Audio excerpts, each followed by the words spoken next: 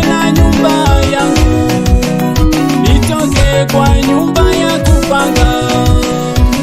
Walipogundua hilo, walikaa vikao vyao, wakaharibu mipango yangu, njia zangu wakazifunga.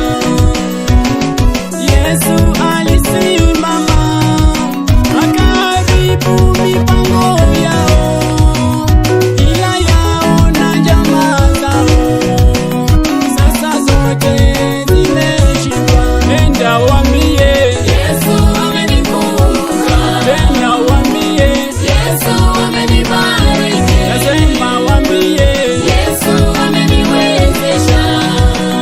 Ndoto yangu imetimia. nenda waambie Yesu amenikumbuka. tena, waambie Yesu amenibariki. nasema waambie Yesu ameniwezesha. Ndoto yangu imetimia. nilikuwa na maono ya kufanya kazi ya Mungu.